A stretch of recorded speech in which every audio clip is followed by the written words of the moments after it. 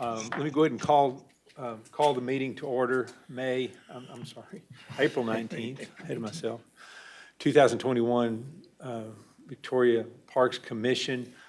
First off, any citizen communication?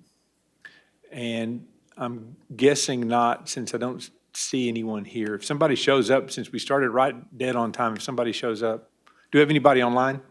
I have Rebecca online, but I'm not sure if she's That, wanting to speak. yeah, she may be wanting to speak. I don't, Okay, She has raised her hand. okay. Well, let's hear from Rebecca. Could you please just give us your name and address, and then please take your 5 minutes. I simply unmuted or I'm sorry, simply raised my hand just to let you know I am in fact here. I don't have anything to say though. Thank you. Okay, well, welcome to the meeting. I'm glad you chose to attend, because there's not anybody in here, so you're the only one. But thank you for your interest. We'll try to be entertaining. Okay, announcements. We're meeting part in person, part by Zoom. Those of you who are on Zoom already know how that works, and I guess we're aware of that now. So we'll move on to approval of the minutes. We've got the March 8th, 2021 minutes that are in your packet. If there is a motion to accept or make amendments to those minutes, I'll certainly entertain it now. I'll make a motion to accept them as they are. Okay, Second. Commissioner Eder and Brian Billingsley seconds. All in favor? Aye. Any opposed? Okay. The minutes from the last meeting are approved as presented. We'll move on into other business now and begin with our Parks Master Plan updates. Jason? yeah, so good evening, Commissioners. Just wanted to give you a quick update on the Parks Master Plan. First of all, we did finish up the Chapter 1s and Chapter 2 drafts from the Parks and Recreation Master Plan. I believe I sent that all to y'all about a week or so ago. So what I'd like to do is, if you have any kind of comments or suggestions that are major, please feel free to bring those up. If it's a fairly lengthy, comments or suggestions, please feel free to shoot me an email. What we'd like to do is get those comments or changes incorporated into the next draft, if you will, because staff has really already reviewed Chapter 1s and Chapter 2. So I just wanted to make sure that the commission was okay with it as well. Okay. Jason, let me ask you just as a starting point, has staff suggested any substantive amendments to Chapters 1 or 2? I'm sorry, say that again? Has staff suggested any substantial amendments to Chapters 1 or 2? A lot of them were pretty small in nature. A lot of them were just punctuality changes, some things that were just needed to stay consistent that weren't consistent. I wouldn't say that there were any major changes that I could think of in Chapters 1 and 2. I know a lot of it is a lot of background information as well, so I mean, there's probably not a whole lot there to really look at besides just the historical pieces of it. But no, sir, there's nothing major that staff came up with.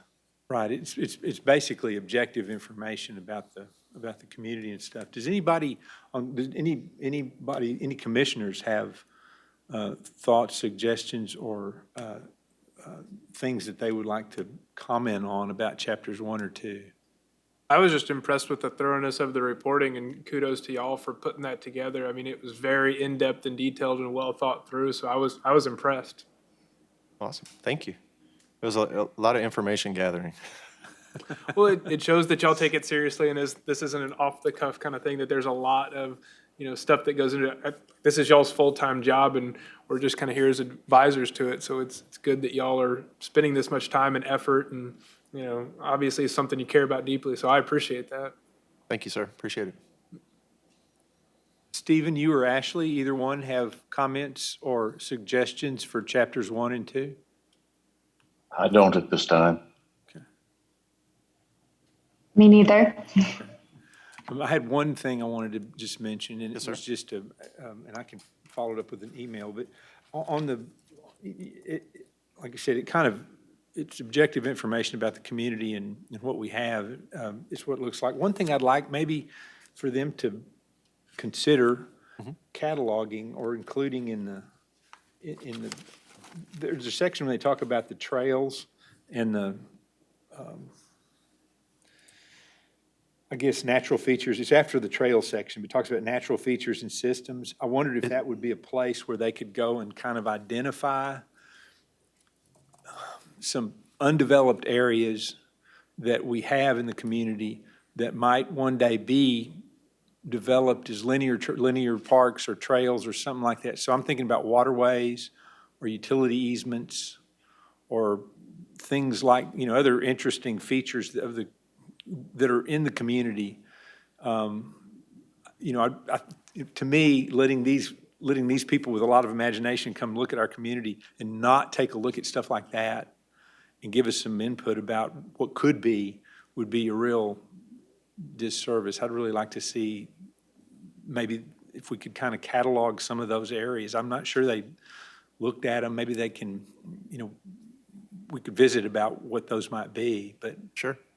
that was the only thing I thought that might be good to include at the, here's where we are stage. Okay, absolutely. I'll pass that on. I know we have sent them a lot of the information, a lot of the past studies, a lot of the master plans, if you will.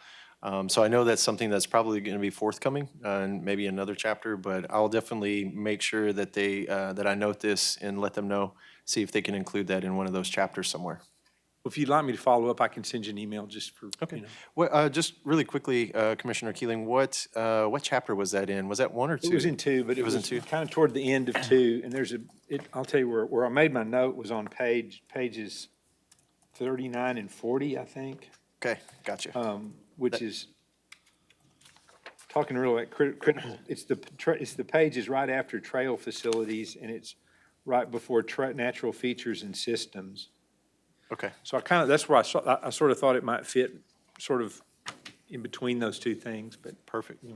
Okay, no, Just a that helps thought. out tremendously. We'll go back and revisit that, and then we'll chat with Half. In reference to the walking trail, I'm glad to mention, the day that we had that workshop at the community center, as I was leaving I don't know, he might mention to you, because I said, hey, here's the opportunity to mention it to him. They're having a workshop. If you have any concerns, go ahead and mention it to it.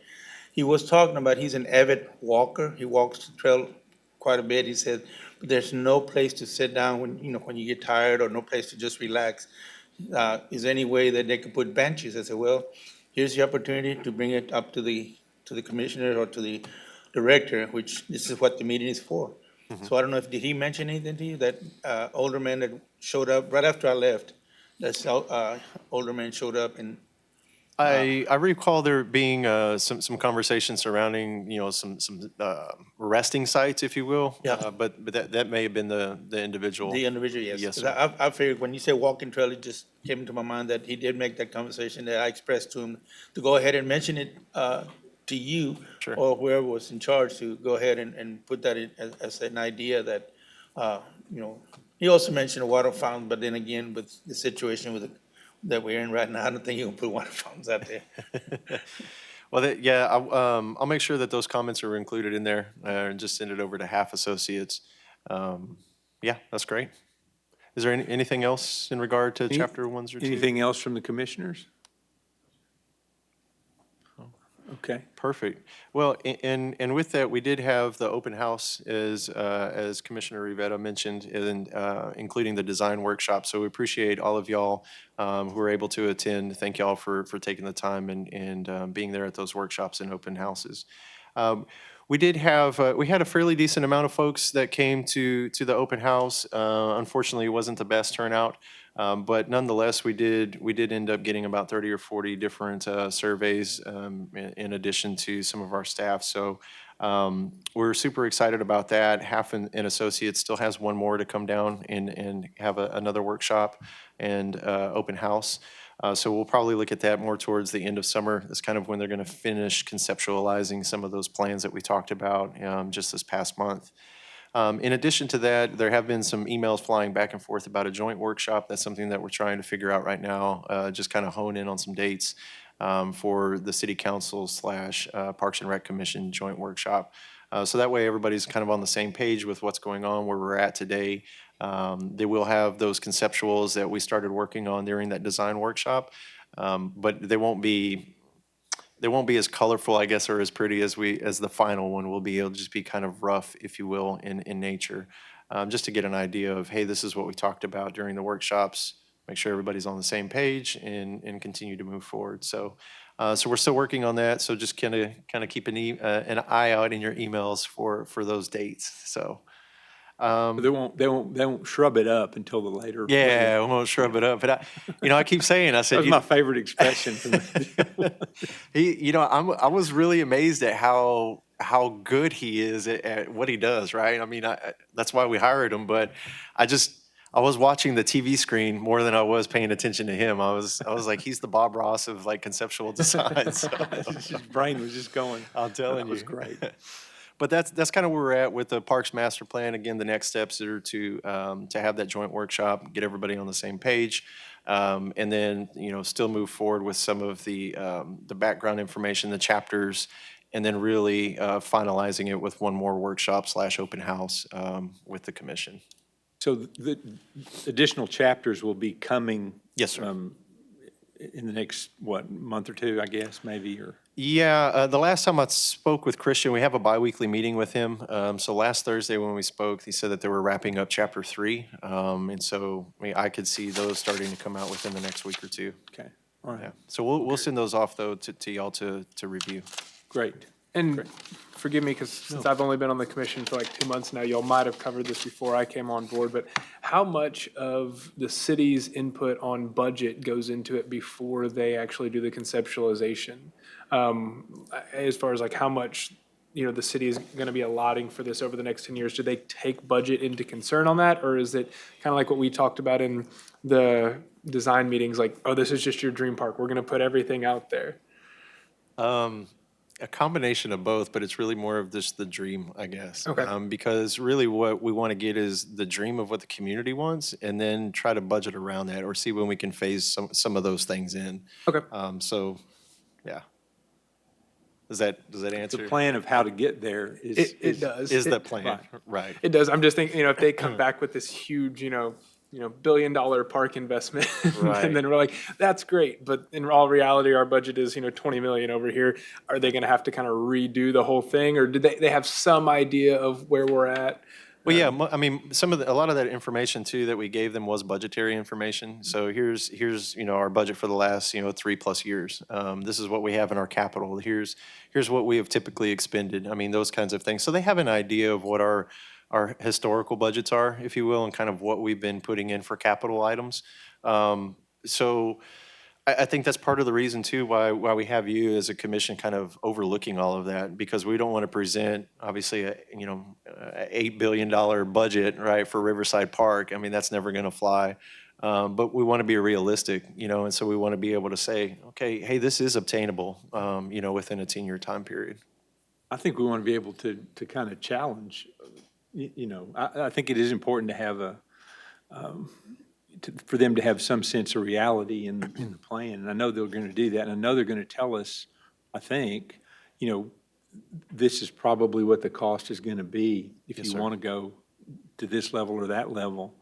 But I think that lets us, as a commission, challenge the council, and the community to just what you really want. If you do, let's figure out a way to go get it.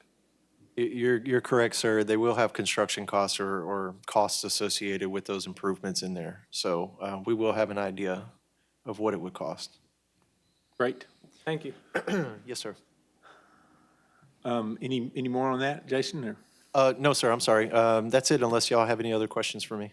any questions from commissioners? All right. Parks and Rec update. Awesome. So we'll kind of run through these fairly quickly.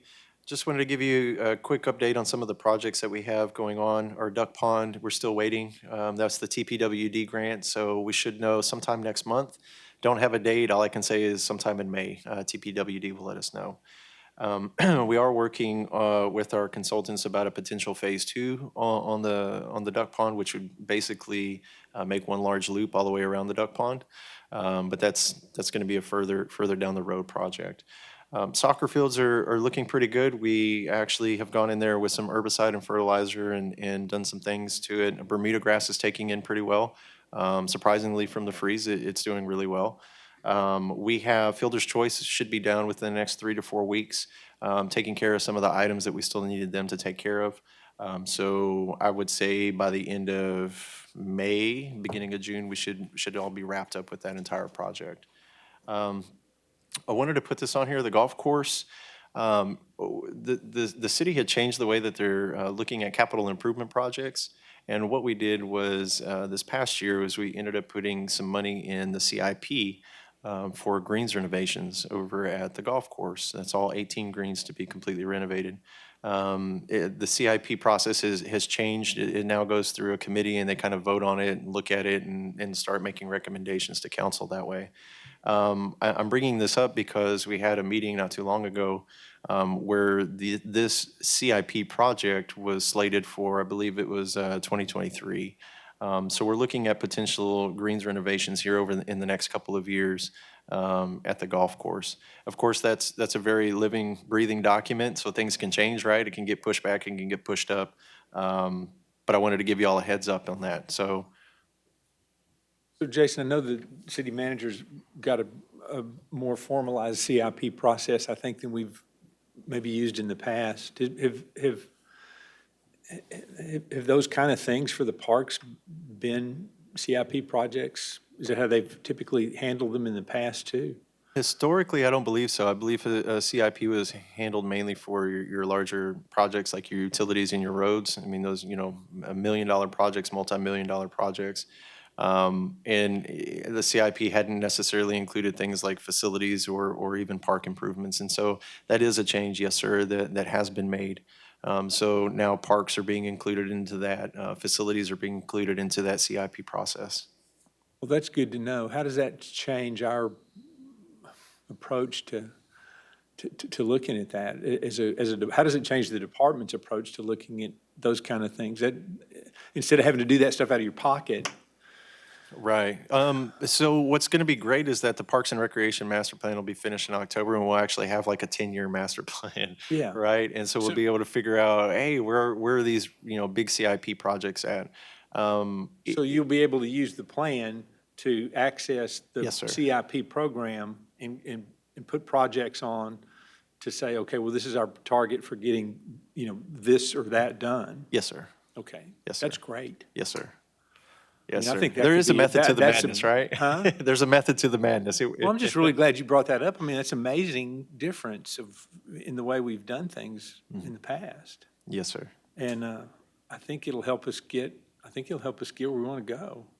Or potentially, I hope it does. I hope so too. And I think on the council side, it gives them a better idea as well as to what kind of projects they're looking at coming up in the future. Well, I think everybody that not that I've researched or anything, but it seems like that the council was kind of likes the idea of Jesus's CIP approach to the way he approaches the CIP deal for the city. Yes, sir. So I hope they'll enjoy letting us in there too. Then. So far, yes. That's good. Got the golf course greens. Good, good. Also wanted to give you a quick update on the splash pads. We are looking at that Riverside splash pad. So we'll be putting out some RFPs just to get some vendors in here to start, at least on the design portion of it. Because I know we have had those conversations in the design workshops on Riverside is, where's that splash pad going to go? But nonetheless, we can still work on at least the design aspect of it, or at least getting the vendor to start on that. So we're working on that. Excuse me. The TAF Winter Games, just wanted to give you a quick update. As y'all may recall, we were selected to host the winter 2022 through 2024 Winter Games for TAF, which is the Texas Amateur Athletic Federation. We met with their executive director about a week or two ago, toured all the facilities. He is super excited about bringing TAF down here to Victoria, and just really ready to work with us. So he's excited, and we're starting those conversations already. So just want y'all to know that those are already starting, and we're gearing up for MLK Day weekend next year. So I think we're going to have I think they said about 5,000 spectators. Wow. So yeah, it's going to be a big crowd in Victoria on that weekend. big hotel motel day. Yes, sir, most definitely. Yeah, we're already gearing them and prepping them for that. Good. I have one last thing before we go into recreation. I just wanted to give you a quick update on the budget. We have submitted our budget for this upcoming year. We're still going through those talks with the city manager's office right now. Obviously, it's not, nothing's official, nothing's been approved. But it looks like we have increased a little bit on our maintenance. One of our focuses this year is going to be really heavily on the maintenance side in regards to parks. And a little bit I'll touch on in the annual report, I'll kind of touch on that. But I just want you to know that those budget conversations are still ongoing. Just really kind of started them with city manager's office. And it looks very promising. So we're excited about this upcoming budget year. All right. Any questions from anyone on? Anything rec-wise? I think Kimberly's going to touch on some recreation. Right. You want to? Oh, you've got some more. Okay, sure. Good evening. So just a couple of quick updates with recreation. So we are finishing up a couple of leagues. So we're finishing up adult softball, adult kickball, and sand volleyball. We do have summer sports starting to open for registration. So we'll have more sand volleyball, kickball, and softball. And we'll be adding high school fast pitch, cornhole and washers, and we'll also be offering a cornhole and washers tournament at Aircrafters, trying to switch things up a little bit, so that should be a lot of fun. And then we have a couple of programs coming up. So last weekend, we were supposed to have the Riverside campout. Unfortunately, the rain canceled that, so that's been postponed to May 22nd. And then we have a new program coming up called Pitch Hit Run, and that's April 24th out at the Youth Sportsplex. And then the Cinco de Mayo street dance will be coming up May 1st. So that's what's going on in recreation. Well, congratulations to reaching out to something, that's kind of innovative to do the Aerocrafters thing, I think. I don't know if there are other opportunities to do that with other, with other local. You mentioned it, Jason. Remember I had mentioned it to you about how involved are we with the Cinco de Mayo? Now that you mentioned it, we are involved with Cinco de Mayo. Remember I mentioned that to you? Yes, the reason sir. I say that because I've been listening to the radio, and as a matter of fact, every time I go to the radio, we put a plug in, and it's always mentioned the Parks and Rec. I said, wait a minute. And so I asked Jason, how is Parks and Rec involved? And I asked Jimmy, he said that what your part is, so Right. I know what it is. And you mentioned that it's I feel kind of bad sometimes, but we didn't have a normal year last year. So a lot of the things that we would historically do, we didn't do. And so when you ask me some of those questions, I'm like, we're part of that? So, I knew before you did, huh? I appreciate that. Thank you.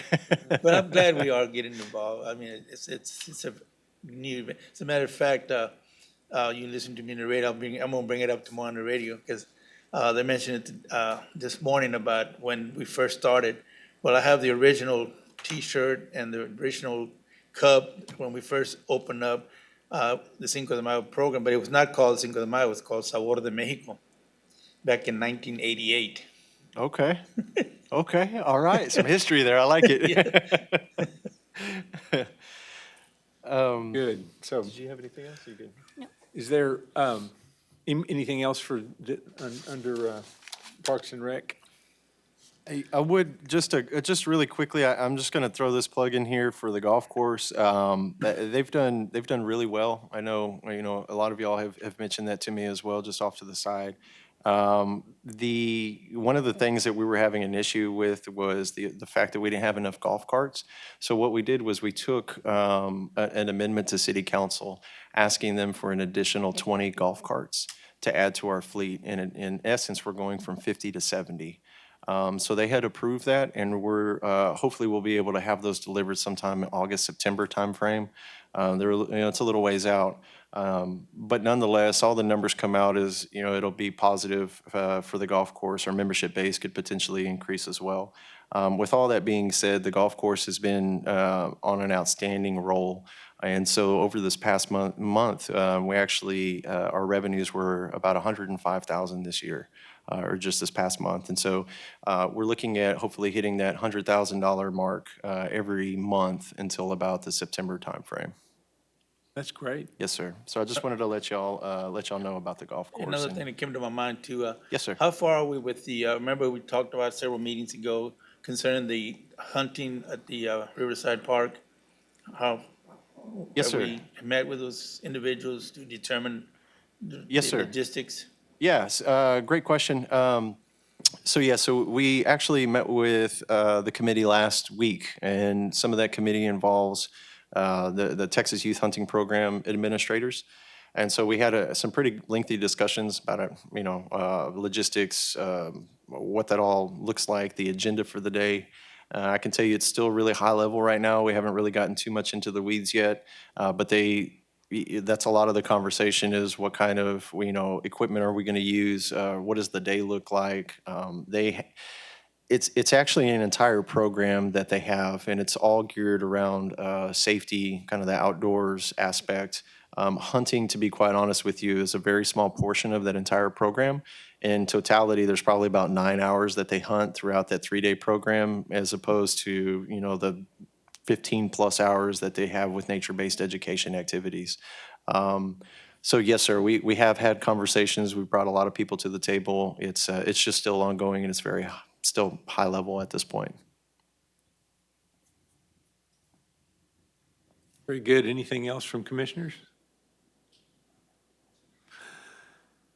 Kim, are you going to talk to us about the commemorative memorial program? I sure am. Okay.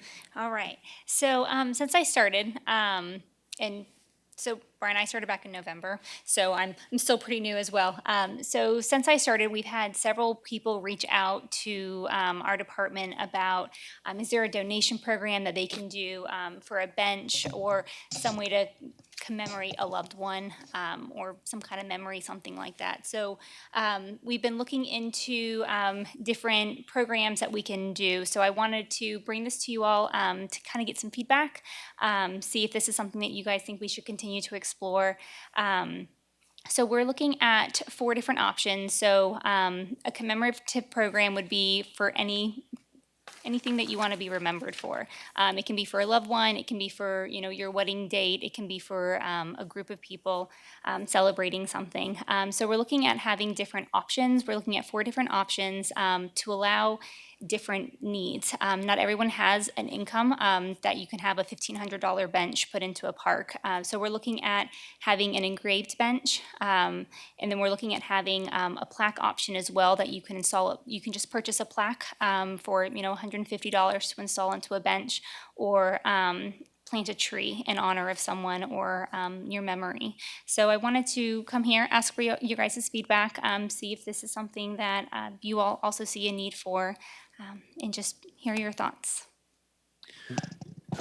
Just really quickly too, on the fees, all of that stuff would have to be taken over to council as part of the fee change, look at the fee ordinance. But nonetheless, that's something that Kimberly wanted to get in front of the commission before we started having those other conversations.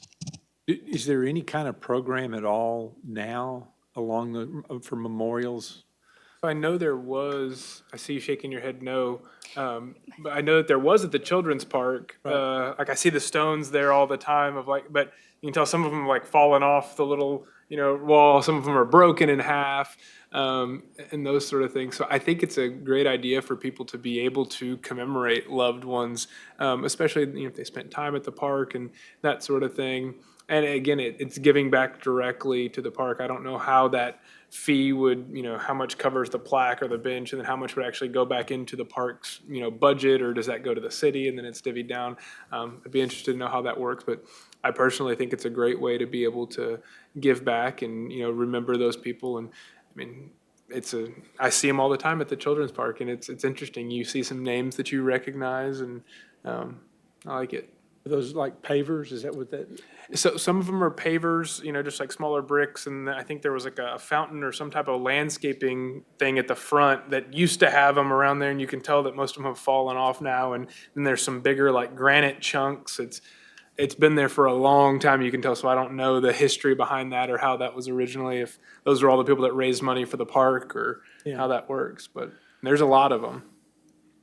There was a memorial in MLK Park, I guess probably from the people who donated the land, I'm guessing. But Got two questions for you.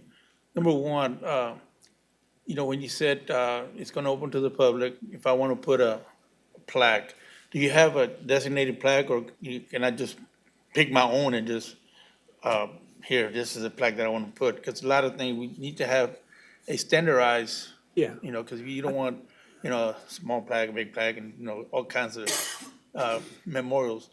And it's, and I forgot what the second one was. Oh, yes. If I'm not mistaken, do we have that at the park, at the Riverside Stadium, where people, in memory of, they have seats that are designated for individuals? If I'm- So any memorial program that we once had is, it's not being continued right now.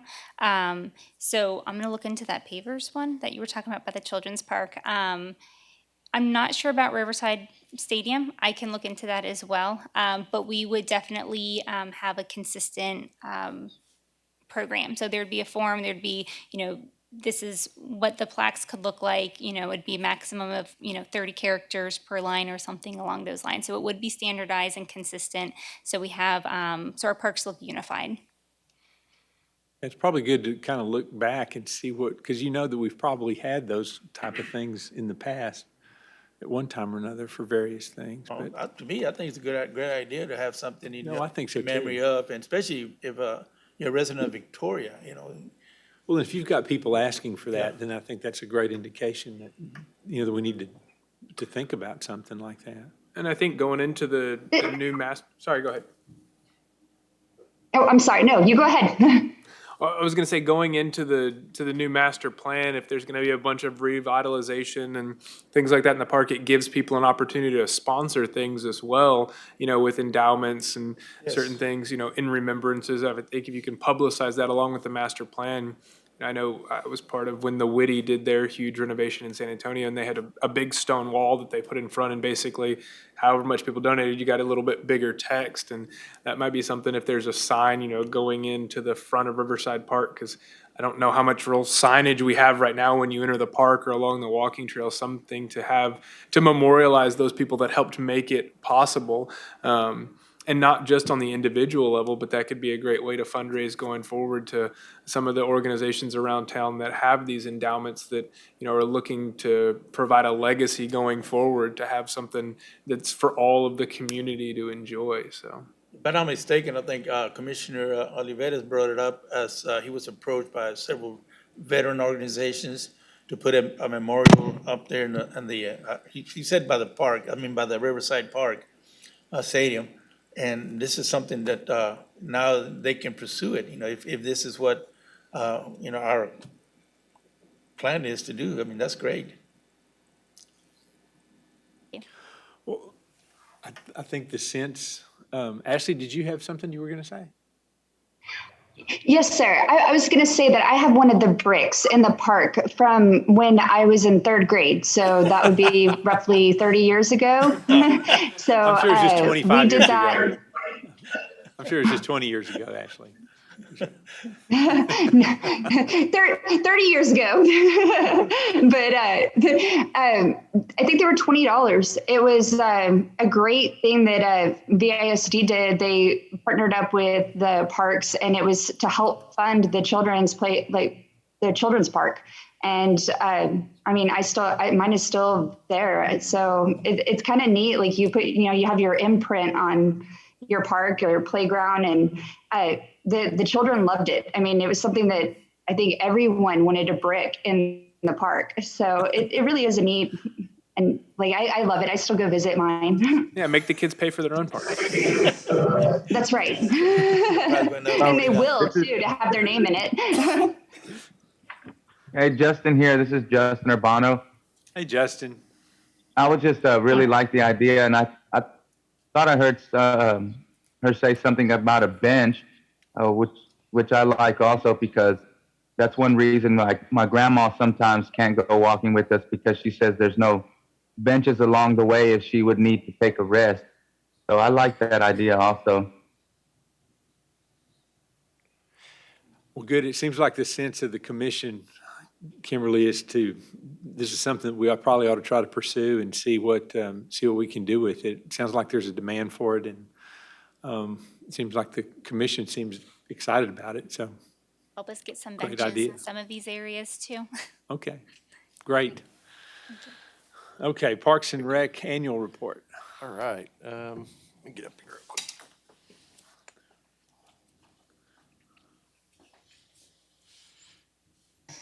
Keep up, right? One spot over here. So I just wanted to give you all a quick update from the 2020 annual, or from the year. This is something that we put together for City Council, and so I wanted to make sure that the commission saw this as well. So basically, our response to COVID, I was telling the commission that it was a little bit different for us in Parks and Recreation, because Parks and Recreation, we want everybody to come together. COVID made us do the opposite of that, and so we had to really think outside the box. And luckily, our sports are pretty. They're here, right? Everybody knows that we're known for the sports, and so I think that was a plus side for us. We'll check over some of the Parks and Recreation statistics, the Parks and Recreation Commission as well, some goals and accomplishments, and again, what's in our future. So like I mentioned, I mean, these are pictures of pre-COVID. I mean, you see everybody that's just all close together. Petting zoos weren't allowed anymore. And so it was just really difficult for us to really put anything on. You may recall that Halloween was a little bit different as well, and so we did a drive-through event, and then same thing with Christmas. Christmas was way different than what we had done previously. And so, staff just had to really think outside the box and see what we could do. I had a picture right there on the bottom right-hand corner of the kids in playing baseball. And like I said, I mean, luckily, sports is really ingrained within our community, and that was one of the areas that was, quote unquote, a little bit more lax when it come to the COVID. We were still able to put, leagues on and tournaments on, and it just looked a little different. So luckily, we're grateful for that, and we look forward to putting on more of the events that you see here in the picture. So this was something that was very familiar to us in the Parks and Recreation world. This was published by NRPA, which is the National Recreation and Parks Association. They put this out shortly after COVID, kind of hit and put a big toll on everybody. This was really what our standards were. NRPA just kind of gave us this and said, here you go. So you might have seen a lot of these throughout the trail systems, maybe even some along the playgrounds. But nonetheless, I mean, this was something that honestly, it's been ingrained. I don't think I could never not see this picture again. But again, it was just something that we put out everywhere, just to kind of keep people social distance. So our response to COVID was that, we put out the social distancing signs. Again, we did some of those out of the box type things. We closed splash pads temporarily as well. If you recall, we actually opened them back up, I think, mid to late summer, and extended the hours and the date, and we actually went until almost the end of October. At first, we were disinfecting the playground structures and the parks equipment. Obviously, we reduced the capacity in programs at our events, and just continue to support the sports leagues. So there's sports tournaments. You can see on the there's three bars. It's 2018, 2019, and 2020. Again, everything pretty much stayed the same from 19 to 20. There was actually an increase in the adult softball complex tournaments, and just a continued increase overall in the total tournaments that we had. So again, sports wasn't really hit, if you will. No pun intended. I don't know if y'all caught that. Bum. Okay, knee slapper.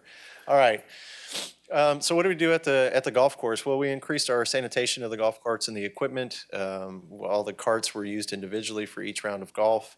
I didn't have a picture of this, but we actually had foam placed at the cups, so that way, it was just to reduce the amount of people putting their hands on the pins. There was a lot of really cool ways of doing that I saw throughout the entire nation, so it was pretty neat just to see all those outside of the box thoughts and ideas. And then, of course, we removed the water coolers and the high touch points. Golf course was one of the things that actually fared pretty well for us. You know, I would say here and even the last community that I came from, they saw a really huge increase in rounds of golf. And I see a head nodding over there because I'm sure you saw the same thing. But 2018, 2019, and 2020 are displayed up there. Again, you can see a fairly steady increase in the total rounds, annual pass rounds, as well as the rounds played. The only place where we, you know, quote unquote, took a hit was the junior and the senior rounds. All right. And so we'll go on to the community center. What did the community center do? Well, we had reduced capacity for the events. A lot of it was 25% capacity, you know, and then it was up to 50%, then 75%, then back down, and then back up. So staff was just really trying to stay on top of those capacity requirements. We increased our cleaning and sanitizing practices. We removed the water fountain access. Our serving lines were reduced. We required and still are requiring masks for everybody at our events. And then we allowed for greater opportunity to concentrate on the maintenance items because I can tell you there's always a silver lining in something. So what this allowed us to do is just really focus on kind of the spring cleaning, if you will. Get some new paint in places that we had just been kind of waiting, not necessarily had the time. But as you can see, I mean, we still had events. Events were still able to take place. Bottom left-hand corner is the mayor's State of the City address from this past year. So we were still able to, again, produce. Thankfully, we have a large dome that has a capacity of 800, but we could still produce some kind of events. And then here's the community center statistics. They were the ones that you know, probably took a fairly decent hit. Our city rented, you can see in that left side, the middle columns are the outside organizations, and then just the total rentals that we had. So again, there is an increase from last year. The red one, or I'm sorry, the blue bar in this is year to date because we actually look at these per calendar year instead of fiscal. But anyway, there is still an increase, and we're starting to see that more. It's starting to pick up even more so now. Having, you know, events that are starting to come in, people that are wanting to book the community center again. I think people are just trying to get back to normal. Does the vaccine use, the vaccine hub use, is that part of the city rental part, city Yes, rented sir. part of that? Yes, sir. Okay. Yeah, we're gonna see a steady increase in that. I mean, they've been using that facility for a while now, weekly. So that number I'm sure is gonna go up even more. Yeah. And we're looking at it, quite honestly, we're looking at trying to do some things on the recreation side throughout the week to kind of help with the use of the community center. So we see some opportunity there with potential recreation programming. This, Kimberly, you could probably speak to this a little bit better. I know you pulled all this up, but there was a comment, I believe, made from one of the commissioners last time about pavilions in our gazebo rentals. I can't remember if it was at the commission meeting or if it was at a workshop. But nonetheless, we wanted to give this to y'all so you could take a look at it.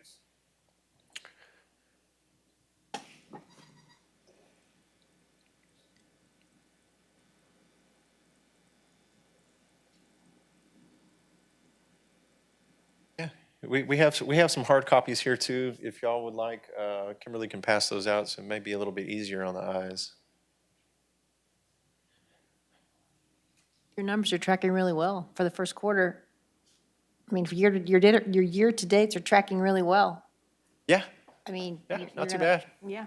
Was any of this shut down last year as far as the rentals, or were people still able to rent all year? I think we had rentals shut down for a little bit, right? It was a short time period, but it wasn't for the entire year. I would say it was for maybe three months, maybe a quarter of the year. Okay. And Would you all say this that's is fair? tracked on, is this rented online, or do they actually call y'all to rent these? Okay. Yeah. And if they call in, I mean, we'll basically just input that information into the system for them.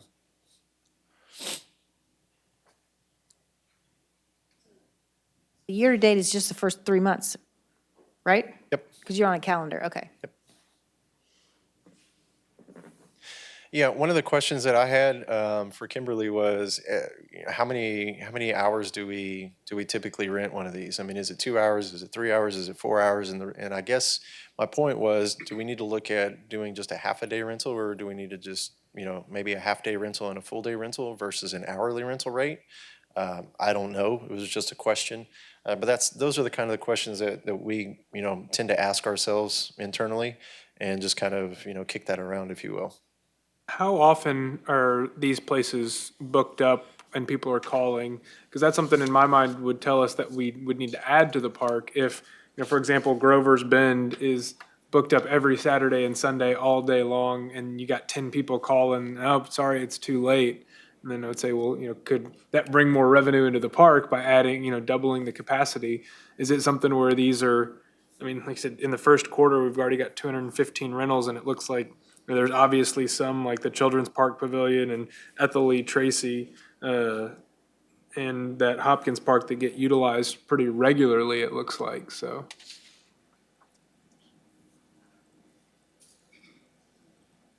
As of right now, next weekend, all of the parks are, this weekend, all of the parks are booked.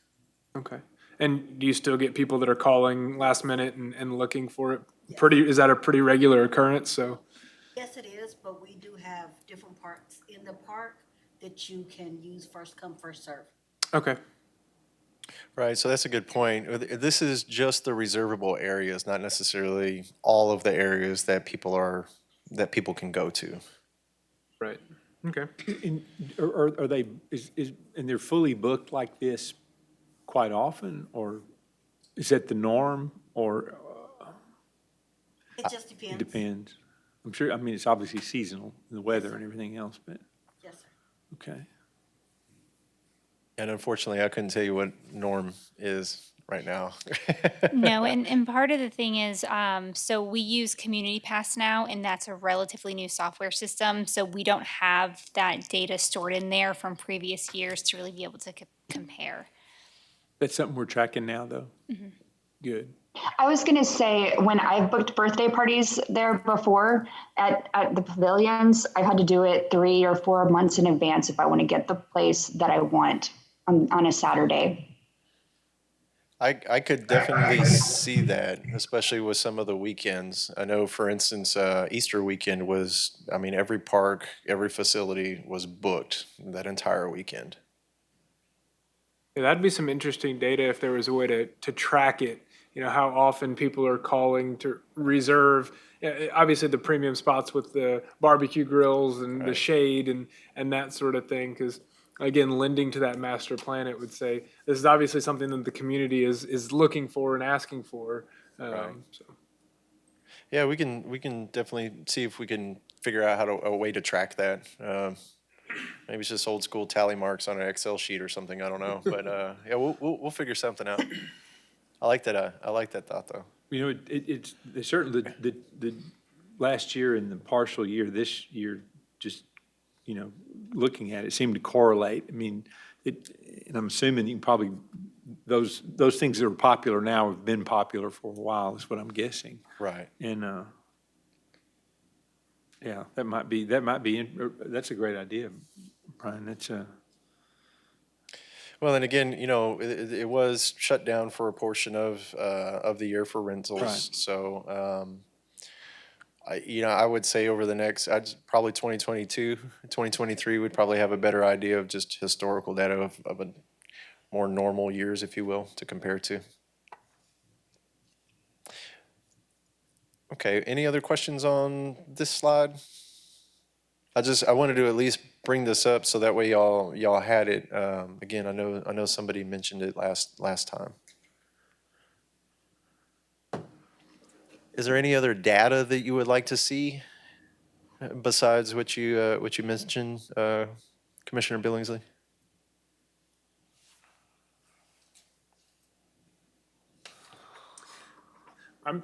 Personally, I like this because I'm like, hey, I want to rent this place out and have a barbecue and get a kid's birthday party. Like the tea. Okay. All right. Well, I'll keep on moving forward then. So are y'all on camera? Let's see. So what we did with the commission, I mean, y'all all pretty much know, we reinvigorated the Parks and Recreation Commission. We made some changes to the bylaws and to the code. We also adjusted some of those terms. I know we're just trying to make sure everything aligned. We also started the orientations for the new members. That was, some of the PowerPoint stuff that we sent over to you. I think actually Commissioner Billingsley got all of that information sent to him through email. So that's what we're trying to do, is just create more of a new membership packet. We started conducting the regular meetings, which we're now continuing to have. And then, of course, y'all are spearheading the Parks and Recreation Master Plan. Some goals and accomplishments. Yes, we still were able to get some stuff done throughout COVID. So that top left-hand picture is the Duck Pond renovation project. As I mentioned, we not only got that completed, but we submitted a grant through Texas Parks and Wildlife Department. So again, hopefully everything comes out good in May. Right before I got here, at the beginning of the year, we were able to finish up the bank stabilization right there in Riverside Park, and that's what the picture is in the center top. On the right-hand side, you see the pickleball courts. Those were actually, I believe those were completed right when I got here, right before I got here. We had a volunteer group that came out, repainted some of the lines, and then Parks and Recreation staff put up the nets all the way around. And then the bottom left-hand picture is the groundbreaking ceremony for Riverside Soccer Field Complex. Just gave you that update earlier. We had two individuals. One individual left. She's no longer with us, Gabby. She was one of our recreation coordinators, but her and Jamie Ring, who is our recreation services manager, took their test and they obtained the CPRP. That's a certified Parks and Recreation professional. So we're super psyched about that.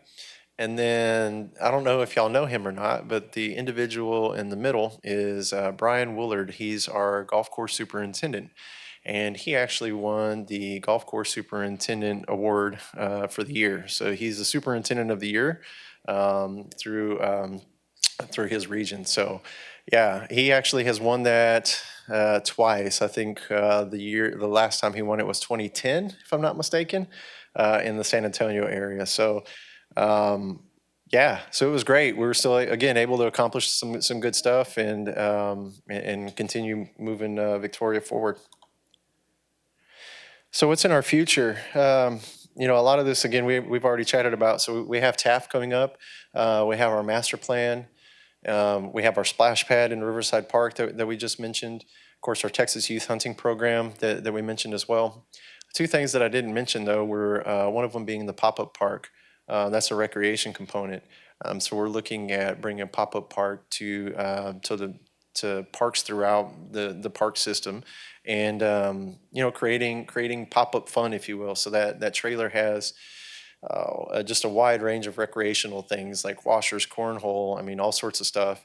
And so the idea is just to basically bring activities to some of these parks that may not necessarily be accustomed to those types of activities or may not have amenities there to be able to do these things. So again, the idea is just to draw people to that park, whether it be the neighborhood or whatnot.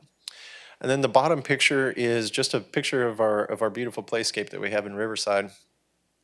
And as I alluded earlier, we're going to be focusing on maintenance this year in our Parks Department.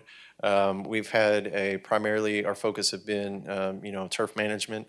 And so we're shifting that and really focusing more on the maintenance aspect. While turf management is a piece of that puzzle, so is maintenance and so is safety. And so we feel that, pressure washing, a good, nice, coat of paint, those kinds of things can really make a big difference in our park system. And so that's something that we're going to be focusing throughout this year. So that's basically what we have in our future, with a whole lot of other things taking place, but just for time and want to give you all just a quick rundown. So any questions for me on the annual report? Thank you. Perfect. Thank you, Jason. Yes, sir. Thank you, James. One quick question, sorry. Too late. No, I'm That, just I know. The flyer, or the piece that you had on the slide about the duck pond showing the whole thing? Yes, sir. Is that something that's publicly available? Is that on the website somewhere? Can you Can- Yeah, can you absolutely. Look at that, okay. Yeah, I just, I'm not sure if it's on the website, but we can start creating, kind of a project page. Maybe we can work with PIO and see if that's something that we can either put on the website or just put on the parks page, and we can keep that updated. it's a nice looking, it was a nice looking piece, and I've Yes, had sir. people, ask from time to time about what's going to go on, and you try to describe it, but it's, when you're standing there looking at it, it can be a little daunting. Doesn't look like much. Doesn't look like much right now. If you go by the duck pond, there are 2 or 3 signs like that are posted out there that actually have the design on there.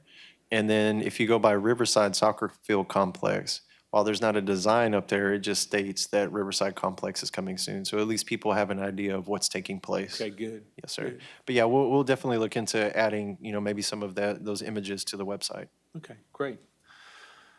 All right. From commissioners, any future agenda items, anybody? I'd like to bring something up, unless it's already established. As I'm always thinking, we don't have, or do we have, Jason, a course set out for a cross-country? A trail or an event that we can host a cross-country. I know that I've hosted 2, but we had to, line it ourselves and, design it ourselves.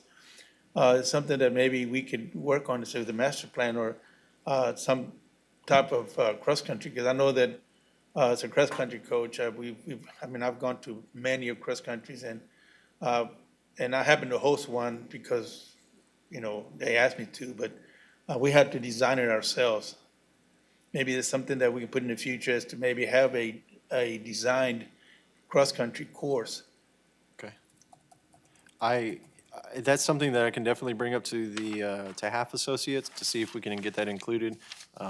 Not to my knowledge, there's not a, cross-country, if you will, trail. I know that anytime that we have any kind of large runs, that, like you said, it's up to that event coordinator to kind of figure out what that mileage is and where it all works out. But that's something that we can look into for sure. I had a question on, I think the city's done a great job more recently than in the past of the PR and marketing side of communication with citizens. I love getting the emails kind of the stuff that's going on. Does the Parks Department kind of have their own PR, marketing side, or does that all just does all of y'all's stuff get pushed to the city and then pushed out that way? It's kind of a combination of 2. So we do ask PIO to help us out a lot, and they do. I mean, they definitely put together news releases for us, those types of things. If you're talking about more like social media, that's something that Parks and Recreation staff does, honestly. Okay. That is mainly handled by our Recreation Services Manager. I just know that anytime you're Speak to doing us, stuff like this, the hardest part is always communicating to the citizens through whatever channels, they're attuned to. So I was just wondering if there was kind of a park-specific push of, here's all the new stuff that's going on, here's all the things that we're doing, here's all the pop-up parks. Like, that's the first time I've ever heard of that, and I think that's awesome. But I would have no idea. I guess following y'all on Facebook or something would be, like, how does the general public find out about this stuff if they're not on the Parks Commission? So that's one of we have identified a need in the department for that, and we are currently exploring it. We're talking with a couple different departments who also have similar needs. So hopefully in the next few weeks, we'll be able to pinpoint something, but we definitely have a need to get the word out better. There's only so much we can do. If people aren't coming to our website and they're not on social media. So where are those gaps? What are some other innovative ideas that we can be doing? So we are working on that, but as of right now, we do work a lot with PIO and our own social media. Good. All right. And Awesome. Thank you. I could tell you as well, PIO is working on trying to get a calendar together of a lot of the like programs, if you will, kind of geared towards families and kids and those kinds of things, and to be able to put onto a master calendar. But nonetheless, going back to that, yeah, we don't have anybody officially as a marketing person. You've done a good job on your Facebook presence. That's where I follow you guys, and you can see a lot of stuff going on there. And then whoever's doing the story, there's, you guys are doing a good job with that. On where, Lori? Thank you. On Facebook. On Facebook? Okay. And then on the Facebook posting, and then actually on the Facebook story, which is, I'll tell you later what it is, but anyways, yeah. Thank you. All right, anything else? No, sir. It is 5:59, and I believe that we will call this meeting adjourned. I'll make a motion that we adjourn the meeting. Too late, I did it already. Thank y'all. Thank y'all.